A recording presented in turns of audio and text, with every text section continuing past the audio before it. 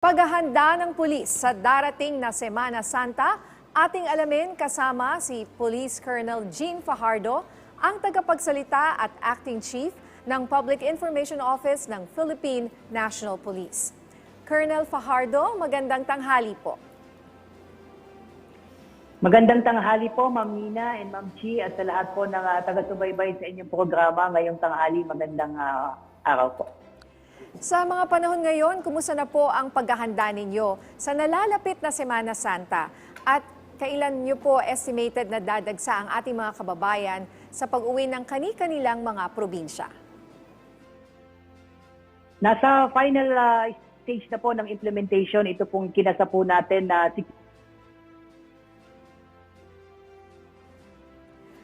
po sa darating na weekend ay inaasahan na rin po natin na magsisimula na rin po yung pagbabiyahe po ng ating mga kababayan. Kaya naman sa weekend po na darating ay maglalatag na rin po tayo ng ating mga deployment, lalong-lalo na po sa ating pong mga major transportation na terminal and hub. Kasama na po dyan yung mga terminal ng bus, yung sa airport at pati po sa mga pantalan. May ilalagay po tayo mga police assistance desk dyan. At yung ating pong mga police service dogs o yung tinatawag po nating K9 ay i-deploy din po natin para masiguro po na magiging ligtas at payapa po yung gagawing paglalakbay po ng ating mga kababayan. Alright, Colonel Jean, si Chief po ito. Speaking of deployment, mula po sa inyong hanay, ilan po ang idinagdag sa deployment ng pulisya ngayong darating na Holy Week? At posible pa po bang madagdagan ito? Yes, ma'am. For this Holy Week po ay meron po tayong initial deployment na nasa 34,088 at depende po yan kung kakailanganin po nating dagdagan yan. Yung ating pang regional directors naman po ay po meron pong authority na magdagdag at in fact meron po tayong tinatawag na reserve standby force kung saan meron readily deployable po itong mga pulis po natin at kung kinakailangan po ay may sapat po tayong bilang po ng mga pulis na i-deploy po. Bukod po sa mga nabanggit, ano-ano pa po ang inyong mga inihandang seguridad pagdating po sa mga ports at paliparan? Madadagdagan din po ba ang mga help desk sa mga lugar na ito? Yes po ma'am, kasama po dun sa ating deployment yung paglalagay po natin ng mga police assistance desk at syempre yung pagde-deploy po ng ating mga K9 dogs para makatulong po ng mga management po ng mga terminal po na ito sa pag-i-inspect po doon sa mga bagahe na ipapasok po sa eroplano and even sa mga bangko po at sa mga buses po natin. At maliban po dyan yung ating pong normal police visibility po doon sa mga crime-prone areas at doon sa mga lugar at mga national highways and roads po ay maglalatag din po tayo din ng mga highway patrol po natin. Katuwang po natin dyan yung ibang ahensya po ng gobyerno, kagaya po ng mga DOTR, ang LTO and even LTFRB para makatulong po na magiging ligtas po yung pagbabiyahe po ng ating mga motorista at ilang kababayan po. Okay, Colonel, kamusta naman po ang inyong pakipag-ugnayan sa inyong mga regional offices para bigyang seguridad naman lalo na yung mga major tourist destinations po?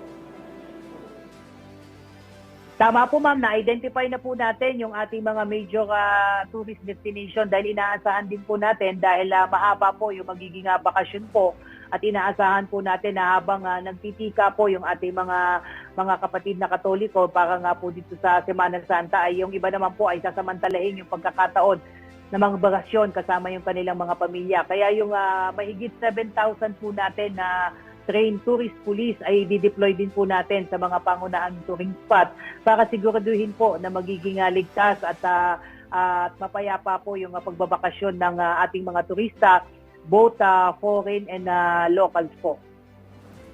Ma'am, meron po ba kayong namomonitor na anumang banta o mga untoward incident na pwedeng mangyari ngayong papalapit na Semana Santa?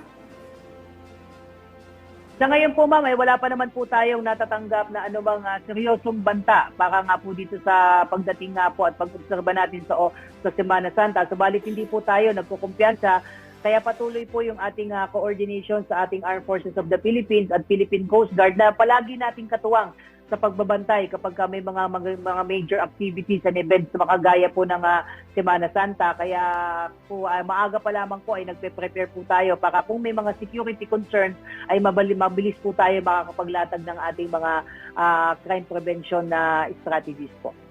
Mensahe at paalala nyo na lang po sa ating mga kababayan ngayong darating na Holy Week. Yes, ma'am, na nagpapaalala po tayo palagi sa ating mga kababayan, lalong-lalo na po yung magbabiyahe po para nga po dito sa Semana Santa at long weekend po, ay iwasan nyo na pong magdala ng napakaraming bagahe para hindi po kayo mahirapan na magbitbit po niyan, at lalo't kung kayo po ay nag-iisa para hindi po kayo masalisihan. Dahil pagka ganito pong dagsa po ang magbabiyahe ay hindi po maiiwasan na mayroon din pong mga kawatan na humahanap lamang po ng tiyempo para makapagsalisi. At doon sa iiwanan po ng mahabang araw ang kanilang mga tahanan, siguraduhin po na nakakandado yung kanilang mga pinto at mga bintana, at huwag pong mag-iwan ng mga mahalagang gamit sa labas po ng inyong bahay o even sa kanilang mga garahe. Pilitin nyo rin po, at kung kaya rin naman po na ipagpaalam po yan at ibilin po yung kanilang mga bahay na iiwanan sa kanilang mga pinagkakatiwalaang kamag-anak at kapitbahay, ay po pwede po natin gawin. At syempre po, kung kaya rin naman po ng budget, ay po pwede po kayong maglagay ng mga anti-theft devices at CCTV camera sa inyong mga bahay para from time to time ay titignan nyo po at mamamonitor po yung paligid niya ng inyong bahay. At dagdag pa namin na paalala, ma'am, iwasan po natin mag-post ng ating mga itinerary, yung ating mga airplane na tickets, dahil parang ibinroadcast na rin po natin doon sa mga cyber criminals na wala pong tao doon sa ating mga bahay. Pero kung hindi po talaga may iwasan, dahil talagang yan po yung trend ngayon na nag-post po tayo ng ating mga aktibidad sa ating buhay, kahit late posting na lang po para masiguro po na magiging ligtas po yung ating mga bahay po.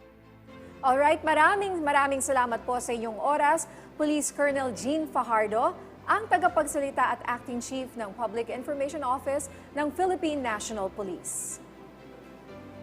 Thank you po, ma'am.